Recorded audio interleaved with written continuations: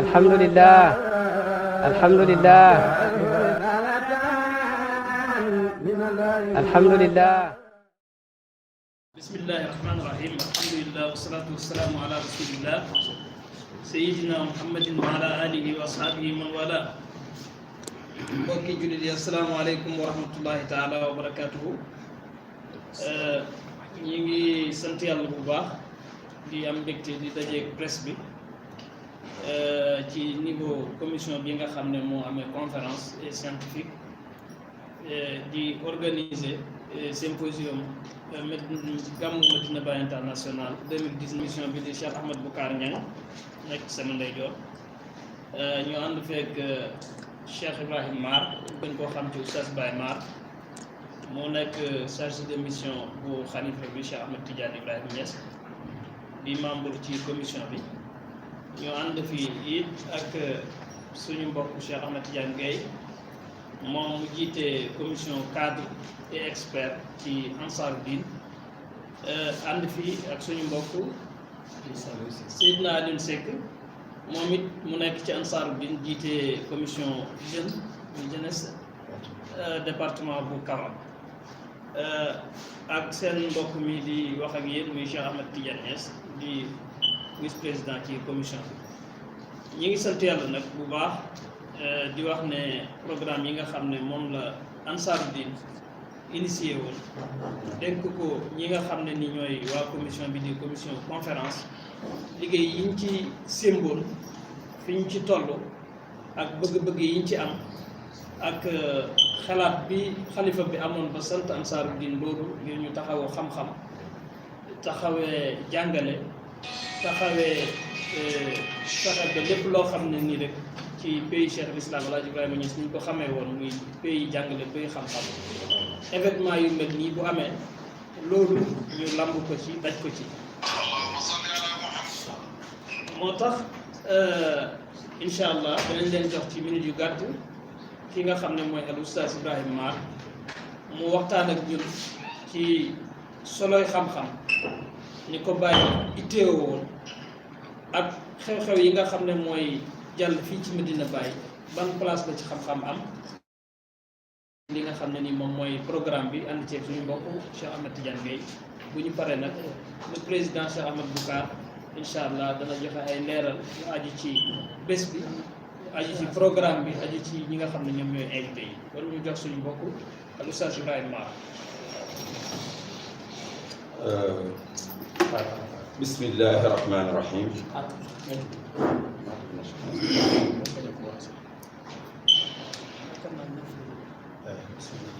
bismillahi rahmani rahim wassalatu wassalamu ala ashrafil mursalin sayyidil awwalina wal akhirina Muhammad ibn Abdillah ورضي الله عن مولانا أبي العباس سيدي أحمد التجاني ورضي الله عن صاحب الفائدة العظمى مولانا شيخ الإسلام حاج إبراهيم نياس نيجي نيو جتاي بي di wax asalaamaaleykum wa rahmatullahi taala wa barakaatuhu. yaakaar naa ne Cheikh Tidiane présenté nañ ñëpp nuyu naa ñëpp ñu ci tudd dalee ci président bi ba ci ñi fi teew ñëpp gannaaw dañ koy gàttal di ndokkeel Mawlana Khalifa Cheikh Ahmed Tidiane Ibrahim Niass di ndokkeel mboolem certificat yi nga xam ne ñoom nag bi comme ni koy waxee dañuy ndokkeel itam Ansaarud-Din ndax moo jiite lii ba pare def benn nadwa international boo xam ne bii da ngeen dégg détails yi léegi waaye lépp ci xam-xam la mbiram xam-xam nag ci kayu Cheikhul Islam Haj Ibrahim dafa amul benn tumuranke parce que moom moo wax ne wal abdu qad laqiya ayna al ilmi wa jaahu al iznu bi duni wa jaam bi moom dafa dox ba daje jëmmi xam-xam ba pare am ci ndigal loolu mu doon ko def ci ndaw ñi di ko def ci mag ñi ndax daf daan wax xale yi ne leen inna barakatal umri hiya zamanu sibaa fa man lam yataawad fi sibaahu ala cheyin ida xaawalahu baada alkibar fa imma an yataasara aw yataasar ñoom ñëpp loolu leen daan wax daf leen waxoon itam ne leen nañ góorgóorlu ci xam-xam ndax ëllëg danañ leen laaj loolu nag taxoon na mu samp daara yi alquran di ko firi di ko jàngale ba agsi ñëw mboolem njabootam ak mboolem taalibe yi ne leen mën naa leen a taaj di leen jàngal ba ngeen bejjaaw te du ngeen ma agsi cuk ci xam-xam waaye li tax ma leen di yónni ngeen dem biti réew di jàngi loolu dama bëgg ngeen niru seen jamono te lépp lu jamono laaj ci xam-xam te pays bi soxla ko ngeen indi ko te yaakaar naa ni jotaay bi sax misaal la ci loolu kon bu ñu seetee moom ci boppam mi nga xam ne mooy kiir ñëpp ci xam-xam daf ñu wax benn xam-xam ba nga xam ne moo gën a ko la wax ndax nee na waxuma leen ngeen góorgóorlu dem jàngi nu ngeen di jàppee nu ngeen di jullee ak nu ngeen di ooree loolu da ngeen koo doon da ngeen ko fekk loolu seen dund la mais li ma bëgg mooy ngeen dem rëj-rëjloo ak savant yi nga xam ne ñoo amee adduna bi di doxal adduna bi ci xam-xam mooy loolu la wax ne ijtahidu fi tahsilil ilmi laa ilma alfaraidi wa nawafili fa xas wala ilma allugati wa nahwi wa sarf wal xisaab fa xas bal shariku man taraqat himamuhum ila ilmi asraril kawn Cheikh Ibrahim foofu la ñu yóbbu te moom foofu la nekkoon boo ko fekkee keer mu jiitee fi nga xam ne fii mooy El Azhar Cheikh Oustaz Ibrahima Mahmoud Diop dafay wax ne keroog lañ njëkk a dégg slogan buy wax naan acha al islaamu acha cheikhul islam mu dem Omar Makram Seyd Sabit mi nga xam ne moo taalif li nga xam ne mooy fiqhu sunna irqud ba fekk gars yi dem nañ ca weeroo mu jël yaa ma'sharal jinni wal insi ba ca in istata'tum ja ba mu wàccee bàyyi na ko aaya ji nga jàng de baax na waaye am na bu ko ëpp tawfiq ndax sa aaya ji falaa tantasiraani moo ci topp du ngeen am ndam kon aaya jëgganoon mooy wa min ayaatihi xalqu samawati wal ard wa ma batha fihima min daabatin wa huwa ala jam'ihim ida yashaau qadir xam-xam nag loolu rek la loo taxoon mu doon wax ndaw ñi nañ góorgóorlu nañ jàng symposium bii nag nga xam ne moom la ñu indi tey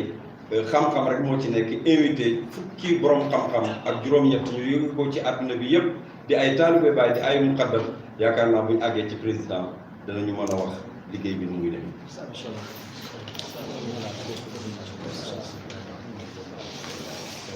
jërëjëf Oustaz Baye Mar dégg ngeen ko yi nga xam ne taxaw na ci xam-xam ak itteewoo bi ko Cheikh l'Islam itteewoo woon ngir jàngal ndaw ñi ci wane ne développement dafa tënk ci xam-xam jërëjëf Oustaz kon ñu jox rek très rapidement Cheikh Ahmed Tidiane Gaye nga xam ne moo jiite commission cadre et expert ci Ansaroud-Din moom danañu résumer le programme bi en français wax ñu yéen ko wund ci tënk ko ñu gën a gàtt incha allah.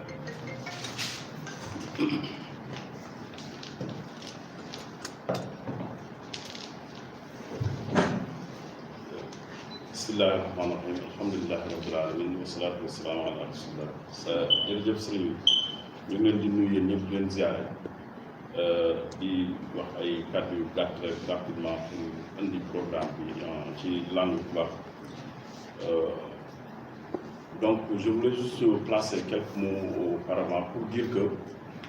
cette activité qui est le symposium du Gamou international de Médina Baye Niass est une innovation de la Jamiatou Ansaroud-Din pour rehausser le niveau intellectuel de l'organisation générale du Gamou de Médina Baye. Je pense que beaucoup de gens sont conscients de ça. Les activités du Gamou sont une forme d'école que nos autorités religieuses qui n'avaient pas d'école formelle utilisaient pour assurer la formation spirituelle de leurs disciples. C'est pourquoi le Gamou de Médina Baye est une manifestation, un événement qui dure 21 jours intenses d'échanges, 21 jours intenses de formation, 21 jours intenses de communion spirituelle, pendant lesquels nos autorités religieuses condensent une formation spirituelle et intellectuelle intense qu'ils mettent à la disposition des disciples pendant le temps qu'ils séjournent ici. Donc c'est pourquoi cette activité. Donc le thème central du symposium va porter sur la lignée de El Hadj Abdoulaye Niass et on l'a intitulé de El Hadj Abdoulaye Niass, le grand archère al-Islam, El Hadj Ibrahima Niass, vie et œuvre d'une sainte lignée dévouée à l'appel islamique. Je disais tantôt que le Gamou est réservé exclusivement aux éloges du saint prophète Sayyidina Muhammad sallallahu alayhi wa sallam, mais pendant ces jours, la Jamiatou Ansaroud-Din essaie de parler de ces autorités religieuses, de ces figures religieuses qui sont à l'œuvre de cette activité immense qu'est la lignée de El Hadji Abdoulaye Niass. Donc ça permet à la communauté de mieux faire connaître aussi bien aux disciples qu'à l'international qui étaient ces personnalités religieuses. Donc c'est ça le thème central. Et pendant ces 2 jours, on va discuter de plusieurs thèmes. La première journée, une table ronde sera consacrée à Cheikh Ibrahim Niass, le poète agréé du prophète Mohammed sallallahu alayhi wa sallam. Une deuxième table ronde sur l'importance du savoir et ses modes de transmission dans l'école de Cheikh Ibrahim Niass. Une troisième sur les rapports entre Cheikh Ibrahim Niass et le Saint-Coran. Et une quatrième sur la promotion de la femme dans la pensée et les actions de Cheikh Ibrahim Niass. La 5e table ronde va porter sur le dialogue inter- et intra-confrérique dans la pensée et l'action de Cheikh Ibrahim Niass. Et enfin, pour clôturer cette journée, la dernière table ronde va parler de l'influence de la Faïda dans le Sénégal, des profondeurs. Donc c'est ça la première journée, elle va débuter de 9h30 à 14h30. Des tables rondes très brèves, mais quand même dont l'importance des thèmes ne laisse aucun doute. Pour la deuxième journée, on va parler d'abord de quel viatique pour la jeunesse de la Faïda Tijaniya et Ibrahimiya. Deuxième table ronde, l'exégèse coranique du Cheikh Ibrahim Niass. Troisième table ronde, Bian Bilal, Cheikh Ibrahim Niass. Quatrième table ronde, les dimensions sociologiques et culturelles de la Faïda. Ensuite, the Faïda as the path of divine love. 5e table ronde en anglais. Et 6e table ronde, les confréries comme instrument de cohésion sociale pour cette deuxième journée. Bien sûr, c'est ça l'ensemble des tables rondes qui seront développées. Elles seront précédées par la journée officielle et puis la clôture aura lieu dans l'après-midi du deuxième jour qui est le jeudi 7 novembre 2019. C'est un symposium qui va faire intervenir 18 participants qui proviennent de 9 nationalités. Je pense qu'également là, ça nous permet de démontrer un peu du caractère international de la personnalité de Cheikh Ibrahim Niass et de pourquoi les gens parlent du Maouloud international de Medina Baye Niass. Quand on dit Maouloud international de Medina Baye Niass, ce n'est pas pour faire de la propagande pour Cheikh Ibrahim Niass, mais c'est la réalité. Pendant ces 21 jours, comme je le disais tout à l'heure, Medina Baye Niass est un échantillon très représentatif de l'humanité parce que c'est presque sûr que dans les 4 coins de l'humanité, il y a au moins une ou plusieurs personnes qui viennent ici pour célébrer la naissance du saint prophète Sayyidina Muhammad sallallahu alayhi wa sallam. Pour les développements, je voulais laisser le soin à notre cher Ahmed Boukar de venir là-dessus. Je disais tantôt que, bon,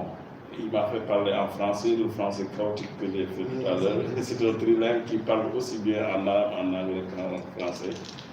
Salam alaikum wa rahmatullahi wa barakatuh. jërëjëf Cheikh Tidiane Gaye léegi bon ñu jox président commission conférence di oustaz Cheikh Ahmed Boukar Niang di profité ci occasion boobu it di ndokkeel nga xam ne mooy président Ansaaruddin national di suñu sëriñ Mawlana Cheikh Mouhamed Ibrahim Niass nga xam ne liggéey yi yëpp moo koy coordonné di ko sonn di ko supervisé boppam moom ci boppam ñu ngi koy ndokkeel bu baax a baax ci gàmmu bi di ndokkeel kilifa yi incha allah.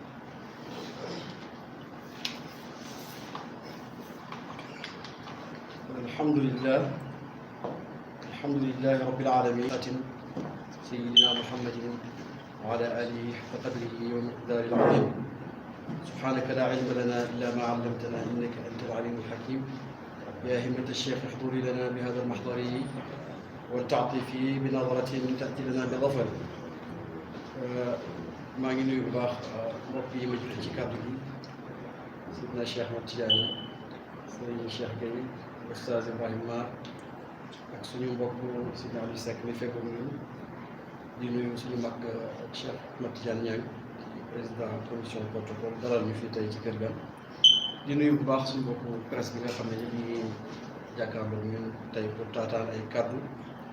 yu jëm ci symposium international bi nga xam ne moom la ñu organisé fii ci ron Ansaarud-Din ci ndigali xalifa bi ci njiital président Jamiat Ansaarud-Din muy Cheikh Mouhamad Alhamina muy Cheikh Ibrahima Niass radiyallahu anhu Oustaz Ibrahima ak Sidna Cheikh yëpp jiitu nañu ci lalal waxtaan wi lan moo ko soobee lan moo ko waral ci jàngal ñu dars bu gàtt ci njëriñu xam-xam ci kër Cheikh Ibrahim waaye rawatina ci bés yu mel nii nga xam ne mooy bési gàmmu ndax Cheikh Ibrahim bokk na ci argument yi muy joxe pour dëgëral gàmmu solos gàmmu mooy aaya su borom subhanahu wa taala ci suratu Yunus fii wax naan bi fadlillahi wa bi rahmatihi fa bi dalika falyafrahu huwa xayrun mimma yajmaun ku bëgg a wane sa mbég daal wala sa cant yàlla na nga ko wane ci ki nga xam ne ci ngëneel ak yàlla ak ci yërmandeem loolu doy naa béggee ku bëgg a bég na nga béggee loolu moo gën lépp lu ñu dajale ci alal wala koom bég ci ngëneel bi ñu yàlla defal ak yërmande gi ñu yónnee moo ko gën te ñaar yëpp moo dafa daje ci yentu yàlla Muhammad mooy jëmmi ngëneel waaye mooy jëmmi yërmande ci lépp loo xam ne suñu borom subhanahu wa taala bind na ko ndax moo ko ma arsalnaaka illaa rahmatan lil alamin yónni wu ma la lu may nga nekk yërmande jëm ci lépp lu yàlla bind lu dul yàlla rek dugg na ci alamin boobu ñu ko Cheikh Ibrahima di jàngale kon mu bàyyi di wane mbégteem ci juddu yonent yàlla Muhammad sallallahu alayhi wa sallam mënu ko wane ci lu ëpp xam-xam ndax yonent bi géej xam-xam la muñ xotti ci kaw suuf looloo tax Cheikh Ibrahima daan bëri lu muy màng gàmm ci xam-xam ci jàngale xadis ci jàngale siré yonent yàlla Muhammad sallallahu alayhi wa sallam ci soññu ndaw ñi surtout ci ñuy defar ay xutba di ko jàng ci kanamam mu leen di encouragé góor ak jigéen ñi waaw Oustaz Ibrahima wax jot ngi nettali ne dina benn at bis bu mu ñaanal leen gërëm leen ràngal leen encouragé leen ñu accès ci moom mu ne ko ñuy doog a tàmbali de ñoom laa doon ràngal waaye yow mi àgg ci njoloxtoon xam nga lan laay def ak yow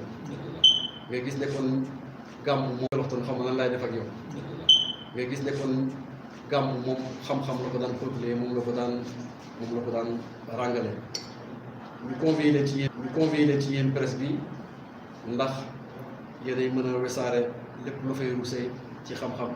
waaye yéen ñuy mën a ool taalibe yi ci ñu xam solos bés bii ndax ñu ñëw fekk lañu bokk koog ñun presse nag wax na Cheikh Ibrahima ba tey li mu jiitoo nit ñi ci lépp loolu la leen jiitoo ci loolu ndax ku créé journal am ba tey li mu jiitoo nit ñi ci lépp loolu la leen jiitoo ci loolu ndax ku créé journal am ci 1958 Afrique musulmane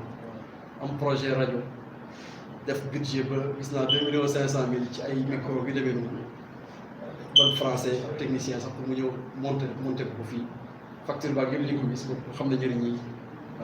njëriñi presse te dafa bokk ci njëkk a jàngal àddina bi comme village global mu ne àddina bi as ndëkk la kon ba nga koy wax boobu théorie globalisation yi sax mën nañu wax ne tasaaroo la kon ku am loo joxe surtout war a mën a joxe xam-xam da nga war a ut mbijëm yoo xam ne ñoo la koy tasaare loolu tax ñu war a di kontaan ci seen teewaay symposium bi nag dañ ko def pour fexe ba fësal njàngale Cheikh Ibrahim ndax ku am lu baax da nga ko war a wane ba ñëpp gis ko ku am jëmmi yërmaane da nga ko war a joxoñ ba ñu bëgg a mucc yëpp daw jaar ca buntu boobu te Seydi Ali Cissé doon na wax ne bàyyi yaay buntu ubbeeku ñaar képp koo xam ne dafa naayoo ak ci borom bi subhanahu wa taala te bàyyi dana wax ne wax na ko ca tazkiratu man kaanu rexlaam boobu ci Nigéria ne du ma noppalu fekk ñi ngi mooy yàlla ci kaw suuf wax na ne ajaaidun fi siyaaxati faha ni asiru aqtabi dawin nuha am naa ndigal ci wër ci tasaare xam-xam damay wër ngir xeeñtu borom xel yu sell yi wax na ne alawtu bihaara zakirati wa innani alawtu jibala rumu ridal baari li nusrati dini wa ulumi lil jiilil jadidi misaala mu ne maa ngi kawe géej gi tiim géej gi ak montagne yi ak doji laamaar yi te nag daifun alilun shaibun mutahammisun yansura diinan laa yuridu qitaala maa ngi néew doole maa ngi wéradi waaye dama bëgg a jox dimbale diine joo xam ne bu xeex diine yi jàmm la lan laa jublu ci yëngatu boobu muy wan maas gu bees bi exemple bi ñu war a jaar pour mucc seen àddina yéwén seen àllaaxira yéwén tukki bokkoon ci méthode bi waaye joxe xam-xam fexe ba mu tasaaroo bokkoon ci méthode bi mu daan jëfandikoo tamit pour gindi jaam yàlla yi ndax koo xam ne rajo yi lay enregistré firi alxuraan ak gàmm sax yaa ko jënd itteewoo pour ñu koy enregistré ndax xam nga ne yow nit ñi tey ak ëllëg yëpp danañ soxla say jàngale kon organiser lu mel ni symposium ci bési gàmm yi kenn du laaj boppam kon moo ko war a mën a waral ku nekk xam na ne ñëw na ci place am ndax ba ko Cheikh Ibrahima di organisé di ci invité ay officiel ak ay ñu jógee bitim réew boobu yaakaar naa ne Sénégal amagul benn jotaay bu ñu internationalisé noonu te histoire a koy dëggal ndax am nañu ay coupure de presse ci article la yoo xam ne dafay couvrir gàmmu Medina Baye mu lay wan débat yu kawe yi fi amoon ak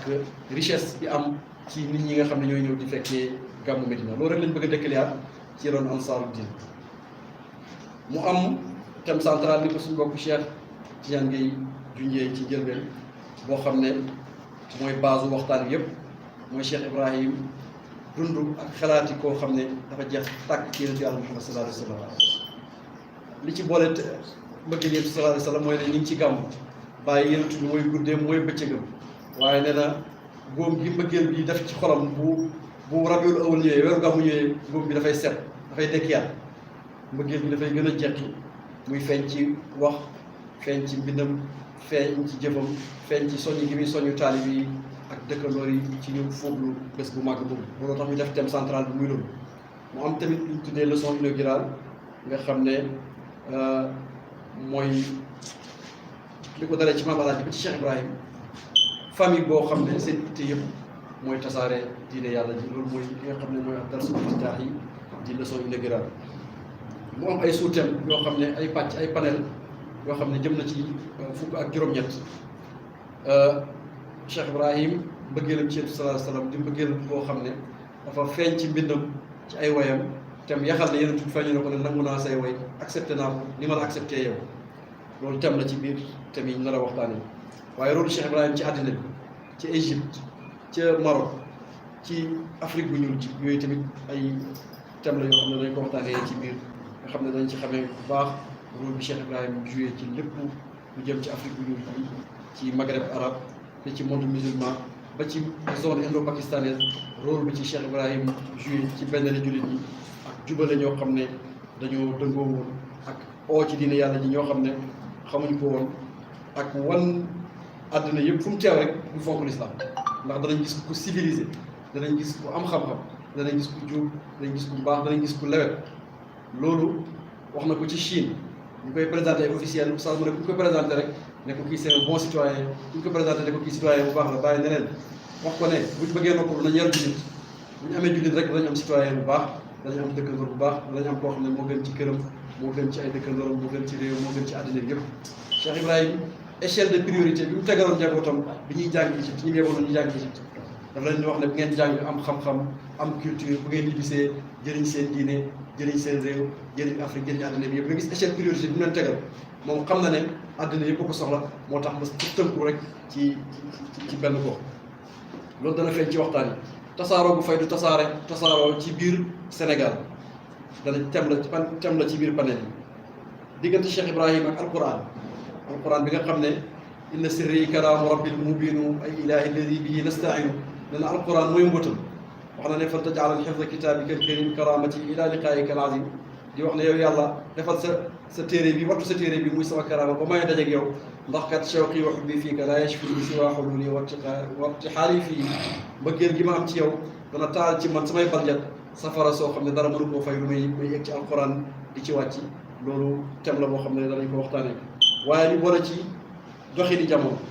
ndax Cheikh Ibrahim taalibe Cheikh Ahmad Tidiane te Cheikh Tidiane yi moo daan wax ne doxal li sa jamono di doxee moo tax invité nañ ci médecin invité ci sociologue invité ci ay diplomate invité ci ay nit yi di nekk ay muqaddam ñun ñëpp ci nekk bokk na ci palette bu riche bi nga xam ne ñooy panélistes yi nga xam ne ñooy waxtaanee thème central bi ak sous-thème yi nga xam ne moo aju ci symposium bi njëriñi xam-xam ci Cheikh Ibrahim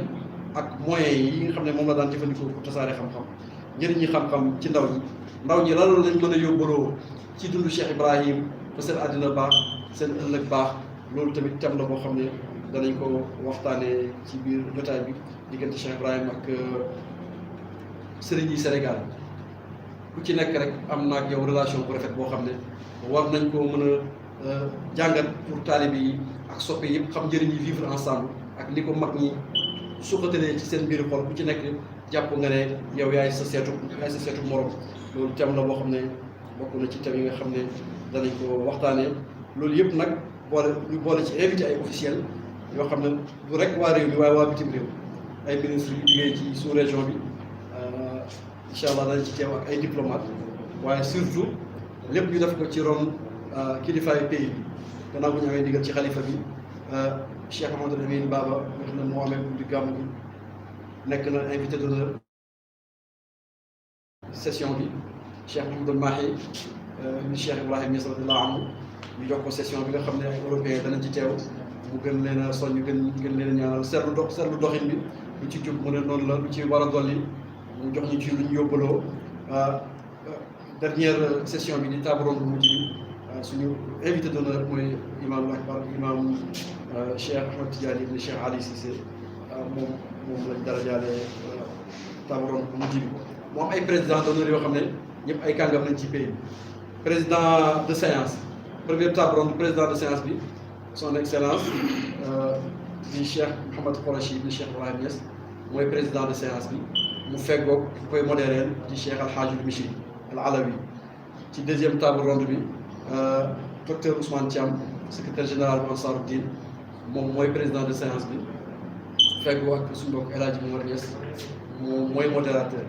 troisième table ronde bi Cheikh Mouhamed Abdoul Malik ibn Cheikh Ibrahim Niass mooy président de séance bi mu feggoo ak son excellence Serigne Aliou Cissé ñooñu ñooy ñi nga xam ne ñooy président de séance yi waaye jarul ñu dugg ci tur yi conférence yi incha allah surprise bu neex lay doon waaye da ngeen ci gis ne kàngami pays bi ak kàngami pays bi ndax pays bi dafa yaatu wax ne da ko dalee ci Médar Dara ba ci maire de Chine foo ci dem nañ fa fekk ay ansar Cheikh Ibrahim ni mu ko waxee moom ci interview am ba ci journal Al Bilad ne li ko dalee Sénégal ba Lac Tchad foofu wàcc dañ fa fekk ñoo xam ne ñooy samay ansar ñooy ñuy ànd ak man di dimbali diine ji di dimbali yàlla ci gàttal daal loolu mooy programme bi ni mu tëddee xam naa danañ jox suñu bopp Cheikh Len Tidiane mu wéyal li ci toog jërëjëf macha allah.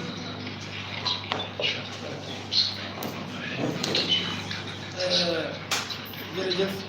shukran jazilan lakum seydi رئيس اللجنة شيخ أحمد بكار يعني وبكل اختصار أريد أن أقف على بعض هذه النقاط باللغة العربية علني أشرح بعض شيء للمتحدثين بهذه اللغة وإن لم أكن أجيدها كفاية. قلنا بأن بداية بأن الموضوع الرئيس لهذه الأيام الثقافية العلمية في مدينة الشيخ إبراهيم نياس رضي الله عنه ويسمى الندوة العلمية الكبرى يكون تحت عنوان أعمال وأفكار شغوف بحب المصطفى صلى الله عليه وسلم. فهذا هو العنوان الرئيس لهذه الندوات التي تتخللها جلسات ثلاث وكل جلسة تتناول فيها متحدثون عناوين مختلفة. والندوة الأولى إن شاء الله يعني زيادة إلى الجلسة الافتتاحية، هنالك 3 جلسات إضافة إلى الجلسة الافتتاحية. والجلسة الافتتاحية كما قلنا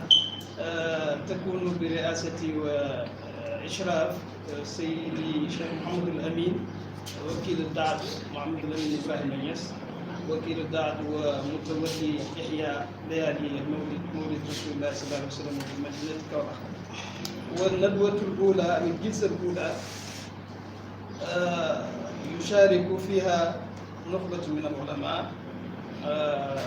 على هذه العناوين. أولا الشيخ إبراهيم نياس رضي الله عنه الشاعر المفضل عند رسول الله صلى الله عليه وسلم. والعنوان الثاني أهمية العلم وأساليب نقله في مدرسة شيخ إبراهيم ياس رضي الله عنه وأرضاه. والعنوان الثالث علاقة شيخ إبراهيم ياس بالقرآن الكريم. نعرف بأن مدرسة الشيخ الحاج عبد الله إنياس مدرسة قرآنية، كما عرفنا جميعا أنه فسر القرآن أكثر من 100 فكذلك مولانا فضيلة الشيخ الإسلام الحاج إبراهيم إنياس مفسر في اللغتين الولفية والعربية، وتفسيره المشهور في رياض التفسير وجبات دسمة في تفسير القرآن الكريم، وثورة علمية بأساليب جديدة. لذلك هنالك عنوان خاص في هذه الندوة أو موضوع جانبي خاص حول تفسير القرآن الكريم أو حول القرآن بصفة عامة عند الشيخ إبراهيم ياس رضي الله عنه، أو علاقة الشيخ بالقرآن الكريم. ورابعا هنالك اهتمام الشيخ بالجنس النعيم أو الجنس اللطيف تحت عنوان مكانة المرأة في مدرسة الشيخ إبراهيم ياس رضي الله عنه. وأيضا هنالك عنوان آخر علاقة الشيخ بمشايخ السنغال عامة وبالمدارس الإسلامية والجمعيات وكل هذه الأطياف التي تتحرك في الساحة السنغالية دعوة إلى الله سبحانه وتعالى. وأخيرا في هذه الجلسة الصباحية انتشار الفائدة في العمق السنغالي، وهو أيضا عبارة عن انتشار دعوة الشيخ واهتمامه بالسنغال قبل مغادرة هذه البلاد للتوجه إلى غيرها من الأراضي سواء في أفريقيا أو في غيرها من القارات الخمس. وفي اليوم الثاني وهي التاويلة المستديرة الثانية يكون إن شاء الله ضيف الشرف في سيد الشيخ محمد الماهي ابن الشيخ الإسلام الحاج إبراهيم إنياس، وهو صاحب كرسي التفسير تفسير القرآن الكريم في مدينة الشيخ إبراهيم إنياس رضي الله عنه، وفيلسوفها ومدير معهدها، وهو الذي يتولى الإشراف أو الإشراف على هذه الجلسة الصباحية إن شاء الله في اليوم الثاني هو اليوم 7 من شهر نوفمبر. وأيضا برئاسة الجلسة من الأستاذ دكتور عثمان جام، هو الأمين العام لجمعية أنصار الدين. والعناوين التي سوف يتناولونها في هذه الجلسة أيضا أي زاد روحي للشباب الفائدة التجانية من خلال تعاليم شيخ الإسلام الحاج إبراهيم إنياس.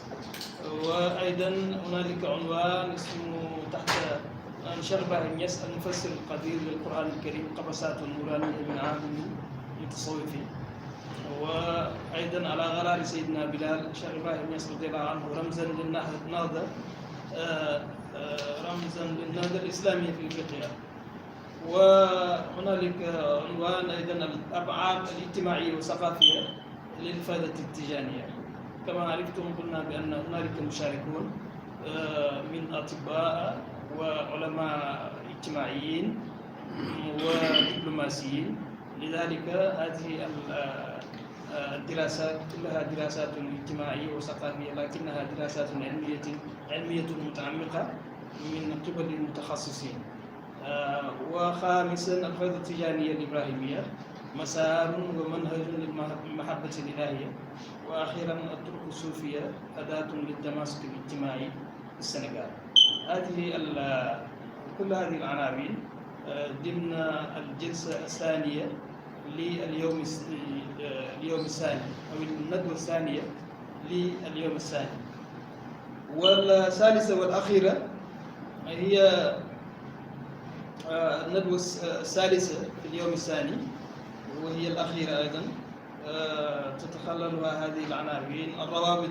الأخوية والروحية بين الشيخ إبراهيم إنياس رضي الله عنه وأرضاه والعرش العربي المغربي. وثانيا علاقات الشيخ إبراهيم إنياس رضي الله عنه بجمهورية مصر العربية. تعرفون أن الشيخ إبراهيم نياس كانت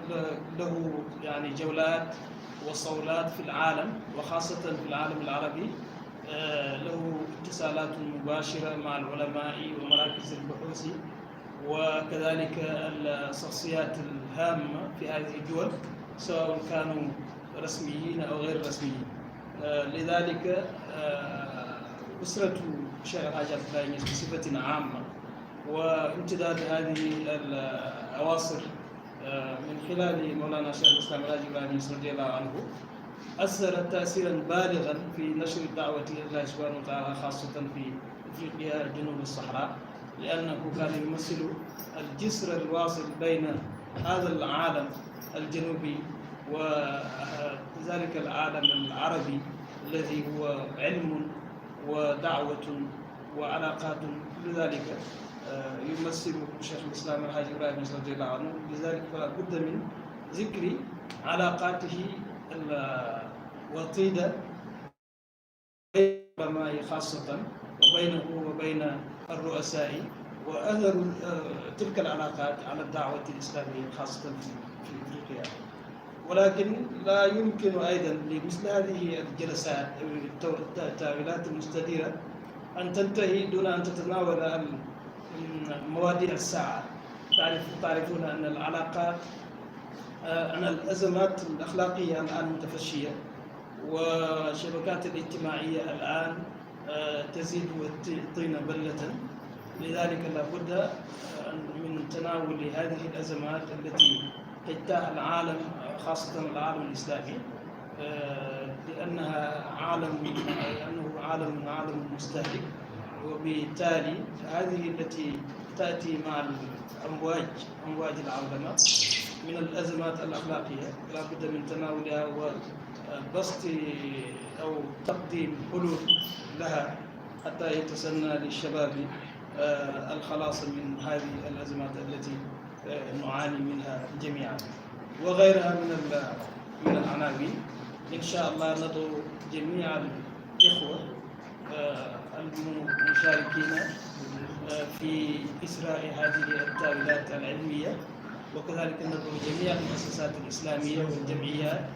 والسفارات والبيوتات الدينية والمثقفين إلى الحضور بدعوة رسمية وخاصة من اللجنة إلى الحضور في هذه الأيام المباركات، وهي أيام يوم 7 من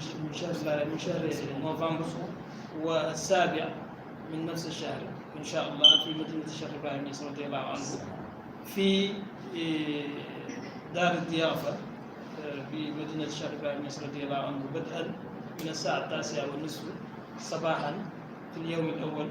حتى 1:30 نهارا، ثم من الساعة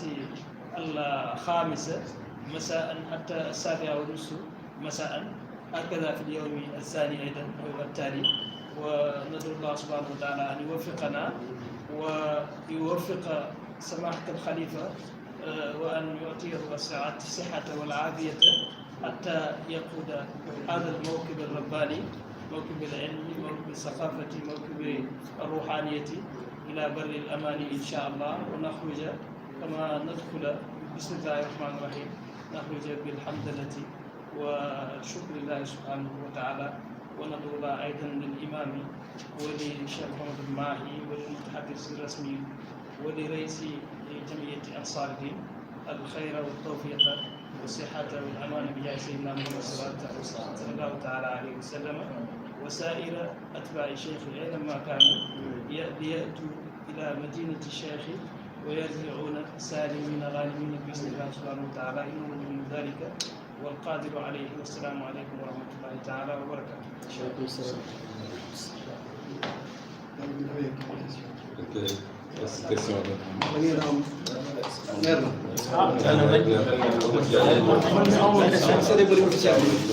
ñu fàttali am na discours cérémonie officielle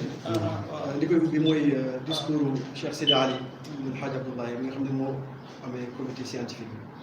bi wax ci turu organisation bi bu paree président Saoudi bi nga xam ne moo ñu sant liggéey bi mu Cheikh Mouhamadou Hamidna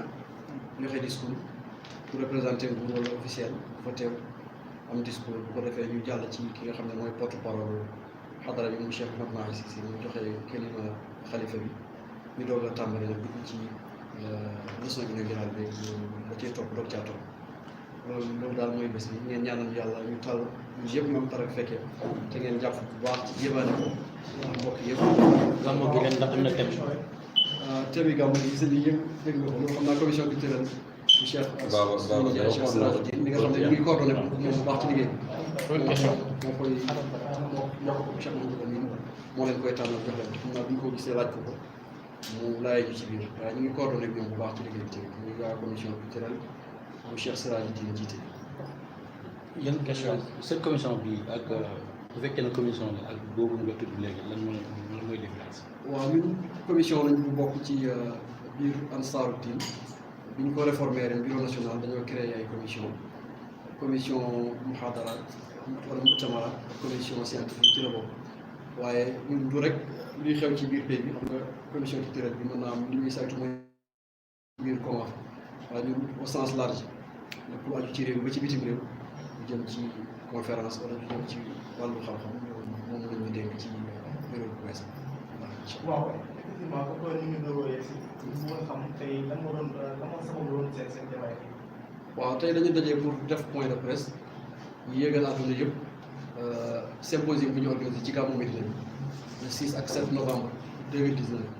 symposium boo xam ne dafa am cérémonie officielle d'ouverture bu ànd ak 3 tables rondes yoo xam ne dañ ko tasaare ci diggante le 6 ak le 7 premier jour bi le 6 9h30 ba tisbaar am na cérémonie d'ouverture am 6 panélistes conférenciers yoo xam ne danañu waxtaan ci thème yu am solo yoo xam ne yu ñu tànn la mu am lu ñu tuddee thème central bi nga xam ne moo uuf thème yëpp muy Cheikh Ibrahim dundam ak xalaatam ak mbëggeelam ci yéen ci Yàlla Muhammad sallallahu alayhi wa sallam